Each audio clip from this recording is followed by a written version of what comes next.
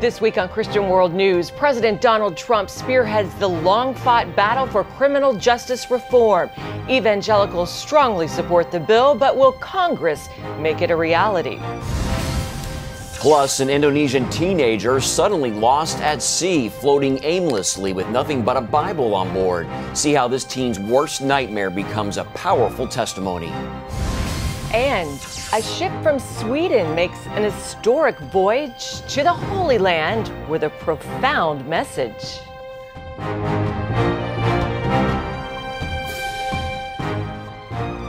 Welcome to Christian World News, everyone. I'm Wendy Griffith. And I'm Mark Martin. George Thomas is on assignment. Compassion for prisoners is one of Jesus' tests for being a disciple. But in Washington, D.C., prison reform is not a popular topic. That's right, Mark. Evangelicals are among several groups supporting a law aimed at giving inmates a second chance. Now President Trump is backing that effort. Amber Strong has a story from America's capital. The movement toward criminal justice reform received a welcome and necessary boost on Wednesday. Today, I'm thrilled to announce my support for this bipartisan bill that will make our community safer and give former inmates a second chance at life after they have served their time. The clock is ticking on Congress's chance to make real changes to the criminal justice system. And while things couldn't be more divided here on Capitol Hill, advocates say the time to act is now. They include Kelly Paul, wife of Senator Rand Paul. I came to this issue a little bit through my work in Kentucky, visiting various halfway houses, recovery centers like the Hope House and the Isaiah House, and realizing how pervasive our drug problem is and how we need alternatives to incarcerating people. Paul also saw how prison life specifically affected female inmates. People are not aware of some of the things that were going on in our prisons. First and foremost, women who were giving birth were being shackled. For Paul, fixing the problem reaches directly to the heart of justice, right and wrong. If you look at the numbers, that whites and blacks use drugs at the same levels, but if you look at the rates of incarceration, you know, people of color are incarcerated at much higher rates. I'm a conservative, but I always say, you know, big government really hurts people from all walks of life. I think a lot of times when progressives hear conservatives talk about big government, they think we're just concerned about taxes or overregulation or business or economics.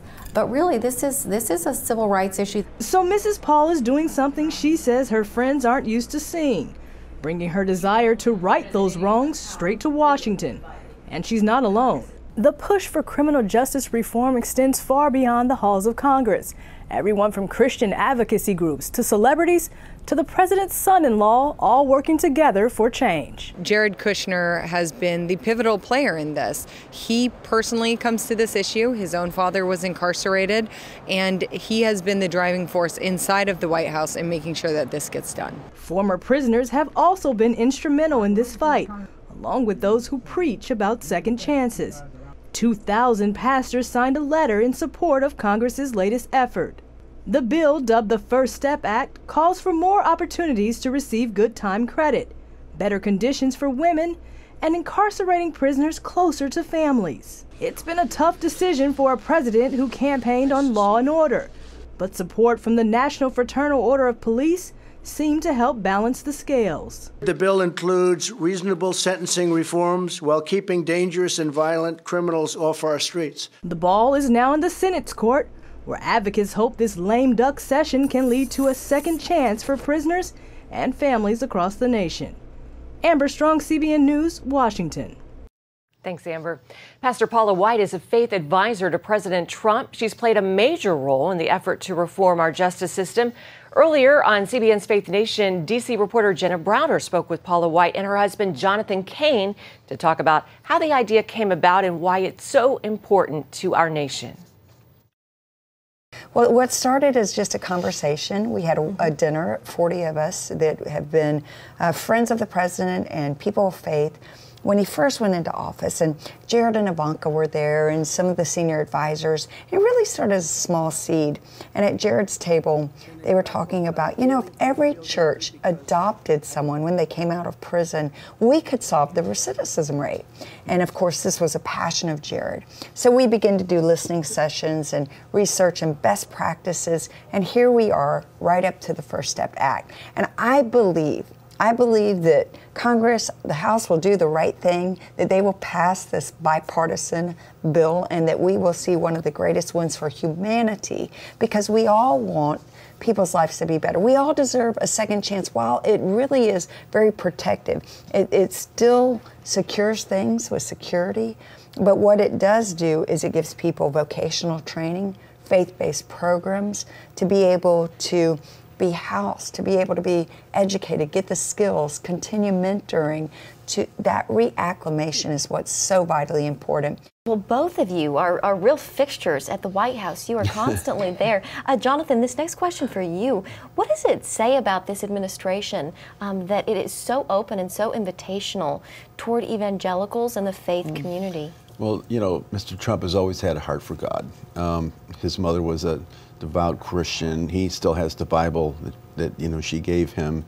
And from the very beginning, you know, he spoke to faith leaders before he was president, and felt very strongly that Christians needed a voice and needed to vocalize their feelings about what's going on in the world. And so I'm not surprised that, you know, promises made, promises kept here. Also, you know, Vice President Pence and his heart, you know, and the prayer now that we're seeing, like we were at in the treaty room, at the Indian treaty room at the Eisenhower building. Many of the worship leaders all came, and pastors, to hear the fine works that this administration is doing. And Paula, I know you posted a video, I think this might have been the same thing, where it was a room full of faith-filled believers worshiping and singing. Worship leaders, yeah, very, you know, Danny Goki and many others came. What can we do, you know? And they want, it's time now. They feel like they can voice their opinions, and it's just really refreshing to see. How often does something like that happen? All the time. And that's what, Jenna, people get so surprised. Like, I'll never forget when we went into office and prayed over President Trump, and it went viral. And I'll say secular news media was like, what's going on? You know, what's happening? And what was happening is everyday normal.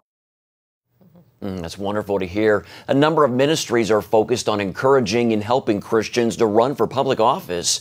One that's been at it for decades here in Washington now finds itself at the center of the battle for America's soul.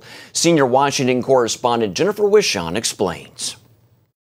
The D. James Kennedy Center for Christian Statesmanship has one goal: to equip Christian leaders for battle in the public arena. We train them in the U.S. Constitution, in biblical worldview, political philosophy, and then we have classes on public speaking, how to do media interviews, how to handle ambush interviews, all the things that they're going to face out there on the campaign trail. Ray Gonzalez completed the program and just ran for Congress in Texas. I believe that one of the things that has driven a lot of folks to the polls is seeing just how far our country has veered from biblical principles. So to fix that, the only thing left for voters to do is to go to the polls. But the one thing that those of us who have been called to serve can do is to actually run for office. Each year, the center awards a leader who lives life in a way that honors God. And Tuesday, that distinction went to Oklahoma Senator Jim Inhofe for making his life count for Christ. Oklahoma's junior Senator James Langford previously received the award. It's very interesting for me to be able to hear some people say, well, if you come from a biblical worldview, then really that's a ministry or that's private life. That doesn't really spill over into your public life. That's not only contrary to who we are as Americans, that's contrary to what we believe even as Christians. 36 of the 39 books of the Old Testament were written to, by, or about a political leader. A third of the New Testament was written to a political leader. Saul's mission when he became Paul was to go to the Jews, the Gentiles, and the Gentile kings. This political engagement and this ministry to people in politics, as well as engaging in what is our culture, should be a part of who we are. Having people with a biblical worldview, people who know how to articulate what the scriptures say, and to be able to present that to others, and to be able to defend their positions in that way, we need more of that in this country. And the center is accepting Christian students to begin classes in January, February, and March of 2019. Jennifer Wishon, CBN News, Washington. Coming up, a terrified teen lost at sea. See how the Bible helped bring him home.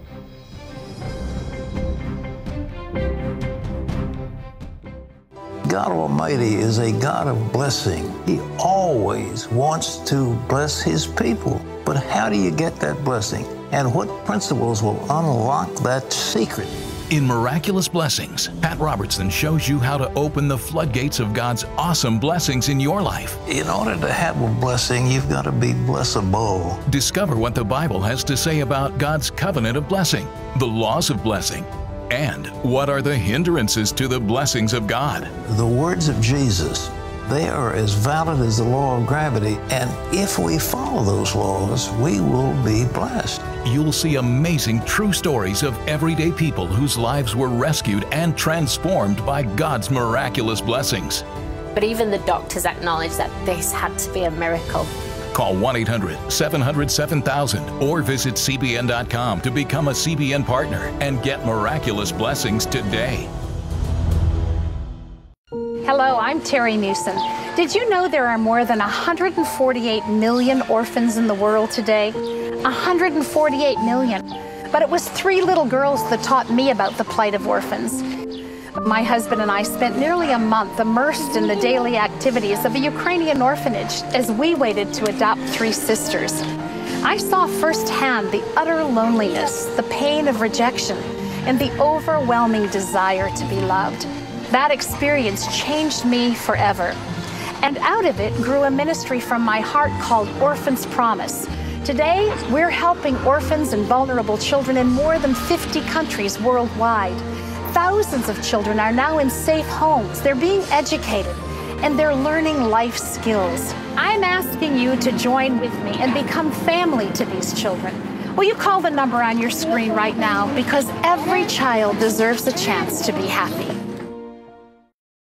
Welcome back to Christian World News. Bulgaria's parliament is considering a bill that would severely restrict evangelicals and other minority faiths. The bill favors the majority Eastern Orthodox and Muslim religions.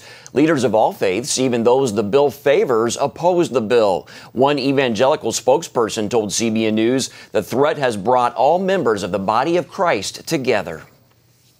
We as a Christian community all over the country did prayer rallies and peaceful protests. And in my opinion, right now, the church in Bulgaria is more united than ever before. And you can follow CBNnews.com for updates on this story. In Pakistan, Asia Bibi has still not been allowed to leave the country. The Christian woman was acquitted from charges of blasphemy against Islam last month. Her life remains at risk as radical Islamists have called for her death in an uproar of protests. More than 230 parliamentarians from various countries have signed a letter to Pakistan's Prime Minister asking for Bibi and her family to be granted asylum. A 19-year-old Indonesian man was lost at sea for 49 days, but he managed to survive because of one possession that gave him hope. Amazing. Now, in his first interview with Western media, he shares his miracle story. Our Lucille Toulousan sat down with him. In the middle of a summer storm at sea, heavy wind snapped the moorings of Aldi Adilang's fishing raft. On that late July night, he was suddenly swept into the Pacific Ocean. When I drifted away, I was not scared at first because I thought it's okay. Some boat will see me and rescue me. But after many weeks passed, I began to be fearful. What if no one sees me? After a few days, Aldi's food and water ran out. He survived by catching fish and cooking them by burning wood from his hut. He sipped sea water through his clothes. Aldi began to grow desperate.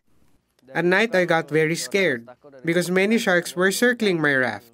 I was afraid I will not see my parents again, my family, and my friends. I thought of jumping into the sea and just commit suicide. It was on a raft like this where Aldi spent 49 days adrift in the deep seas without a paddle or a motor. He said that he was terrified and almost gave up.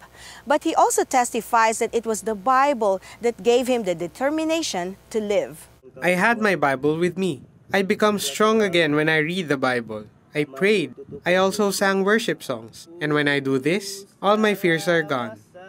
God spoke to me. He said, "Be patient. I will come and help you." After Aldi's rescue off the coast of Guam, he was reunited with his family in Indonesia. Today, they sing together in the church choir about God's goodness and faithfulness that has become so real in their lives. God is so great.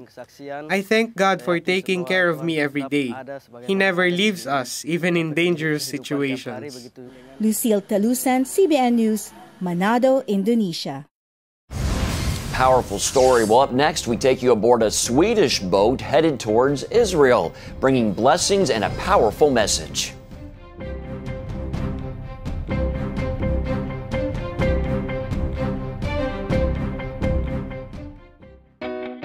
Parents, the Superbook Bible app is a great way to get your child reading the Bible because in today's busy world, we can use some help. The free Superbook Bible app has fun stuff your kids will love. They'll have a blast learning the Bible, playing great games, watching cool videos, discovering heroes in the Bible. They'll have fun while they learn God's Word. The Superbook Kids Bible app, available now. Life. It's meant to be lived fully. Jesus said it. I came to give you life. Life to the fullest. Life in your family. Life in your finances. Life in your body, mind, and spirit. Life in your everyday.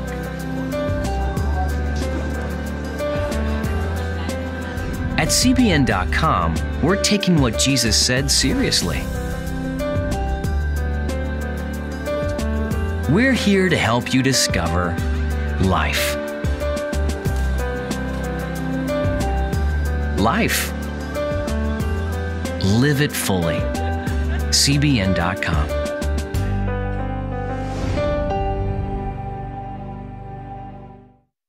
We had 4 jobs that didn't go right. But, we didn't waver in our faith. That's when God put on my heart that we needed to do the well. Within a couple of days, we got an insurance refund check that we had no idea was coming. And here we are, this year, it's just boom.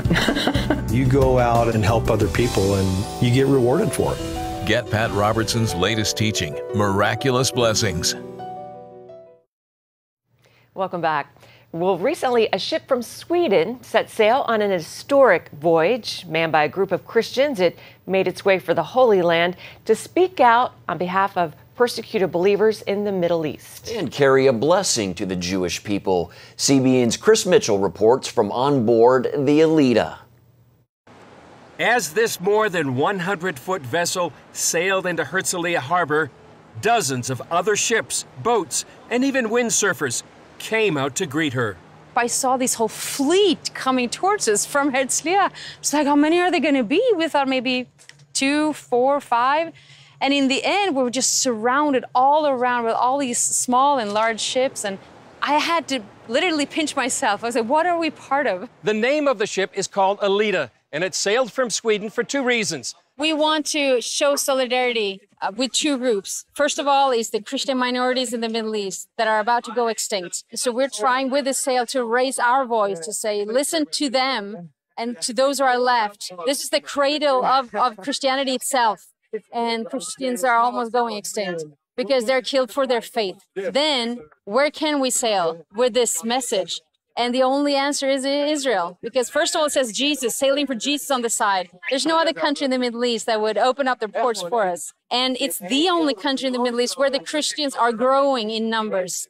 So we want to support Israel in this. The inspiration came to Captain Stefan Abramson in 2017 during the Jerusalem prayer breakfast, when a waiter told him, "You are Christian, you are a Swedish guy, and you love Israel. I have never ever met a person like that." And then I said, "Hello, we are a lot of people in Sweden who loves Israel." When I come home after that prayer breakfast, I felt we have to do something. We can't only sit here and don't do anything. You know, for me, love is nothing you talk about. Love is something you're doing. That doing turned into an historic voyage to Israel, along with a message. I say to them, "Hello, you are here of a purpose. God gave you the 10 Commandments and you gave the Torah. And that's the most beautiful gift you gave to the whole world community." They don't used to hear Christian people especially not from Sweden, saying this word to them. But from deep of my heart, I believe that's true. So as a Christian, I have to support Israel. I have to support the value of what they're standing for. Sweden is considered by some the most anti-Israel country in Europe. Captain Abramson and his crew want to change that. I'm praying for a golden age between Jewish and Christian communities. I believe that what we're doing now is something God wants us to do. CBN News joined the Alita as it set sail in the Mediterranean along the coast of Israel. The Alita attracted attention from all over Israel. Today, Israeli Sea Scouts came on board for a hands-on experience. They hoisted the anchor, manned the helm, and relished the experience. Also on board, Dan Sheckman, who won the Nobel Prize for Chemistry in 2011. We need more friends like this that will come to visit us and will give us a word of support, action of support, and tell the people in their countries, hey, Israel is a wonderful place. The crew didn't expect such an enthusiastic welcome. We've been blown away of the love that we've been met, but also by invitations to all these different places. Some Israelis came skeptical, but left changed. When people come on board and they meet us and they meet the love and just friendship, it's changing hearts. One by one, we're changing hearts. And some people have literally been crying. And one crew member said it's like they've been starved for attention from Sweden. Karen sees the Bible come to life. If you read Isaiah talking about ships coming from the Gentile nations to Israel and showing their support for the nation, I mean, yes, it's part of it. And I do think that there's a time when we need to express their love and to side by side with the Jewish nation. As the voyage ended, Captain Abramson shared his heart with the visiting Sea Scouts. We sail all the way from Sweden to start a movement of friendship between Sweden and Israel. I wish you everything the best, and I hope to see you again in the future. Thank you very much for coming here. Then they taught the Swedish captain an Israeli cheer. Ale! Yeah! Ale! Yeah! Ale! Yeah, yeah, yeah! Earlier, he played Israel's national anthem, Hatikva. Chris Mitchell, CBN News, on board the Alita off the coast of Israel. Wow, they were having so much fun, and I love what that Swedish captain said. He said, love is not just talking, it's doing. So true, and I just love the sign there on the ship, sailing for Jesus. Sailing for Jesus. And they have some true friends there in Sweden, and what courage for those Swedes to do this. God bless them. Yeah, turn the tide in that country. Great story. Sweden. Yes, we'll be right back. When you give, smiles grow bigger. When you care, homes are happier. When you comfort, the hurt goes away. When we all come together to love, miracles happen. Hello, I'm Terry Newsom. Did you know there are more than 148 million orphans in the world today? 148 million. But it was 3 little girls that taught me about the plight of orphans. My husband and I spent nearly a month immersed in the daily activities of a Ukrainian orphanage as we waited to adopt 3 sisters. I saw firsthand the utter loneliness, the pain of rejection, and the overwhelming desire to be loved. That experience changed me forever. And out of it grew a ministry from my heart called Orphans Promise. Today, we're helping orphans and vulnerable children in more than 50 countries worldwide. Thousands of children are now in safe homes. They're being educated, and they're learning life skills. I'm asking you to join with me and become family to these children. Will you call the number on your screen right now? Because every child deserves a chance to be happy. Hello? Is this thing on? Hey, kids, do you love games? And do you love discovering things? Well, do ya? Then you're gonna love this. It's the new free Superbook Kids Bible app. You can play games, watch videos, find answers to your questions, and a whole lot more. The new Superbook Kids Bible app. Free downloads available on iTunes and Google Play now. Thanks for staying with us. Pastor Rick Warren of Saddleback Church in California is recovering after emergency surgery. Warren was hospitalized to treat an intestinal condition. In an email sent to church members, he thanked everyone for their prayers and said, "God has been good to me." Warren also said he will need a second surgery after Christmas. Glad he's doing well. Yeah, wish him the best. Well, an exhibit honoring the late Billy Graham provides a rare look into his personal side. John Jessup takes us inside Washington's Museum of the Bible for a closer look at the relationship between the man who is known as America's pastor and the gospel he proclaimed. Through giant pictures and quotes, the presence of Billy Graham looms large here, much like in his life. Now, months after his death, this exhibit brings a more intimate image into focus. Books, Bibles, and other belongings display the pilgrim preacher's journey from a young boy to a man who reached millions, including this exhibit's designer, Anthony Schmidt. This one is from his revival campaign in New York City. He remembers watching Graham on TV with his parents and even attended Graham's last crusade. Very early on, he embraced technology and media, and that's what set him apart. For more than 60 years, Graham used radio, television, film, and mass crusades to teach from the Holy Scriptures. We really wanted to explore how Graham understood and interpreted the Bible, and then how that shaped his ministry. From now through January, the exhibit contains never-before-seen items from the Billy Graham Library. You can see everything from class notes taken in Bible school to personal message written to his mom and dad, and even a pair of war-issue military boots he wore in Korea in 1952. The exhibit also highlights his impact on culture and politics. He was the prayer warrior in the family. Earlier this year, Graham's son and ministry successor told CBN News, despite his father's prominence, he always understood his calling. My father never wanted to be a celebrity, and maybe that's why God used him. This is Billy Graham's personal New Testament Bible. Now, throughout his ministry, Billy Graham just wanted to be known as a preacher of the gospel of Jesus Christ, which is on his tombstone in North Carolina. Throughout this exhibit, you'll see artifacts and images that reinforce just how important the Bible was from the beginning of his ministry to the end, to the sermon that was preached at his funeral. Billy Graham at the world's... John Jessup, CBN News, Washington. Have you been to that museum in Charlotte? I have not, and I want to go. It's really nice. Yeah, I know you were there, I think, for the dedication, weren't you? Yes, yes. So definitely worth visiting for everybody, if you're down in the Charlotte, North Carolina area. Well, thanks so much for joining us this week. Yes, and until then, goodbye. And God bless you.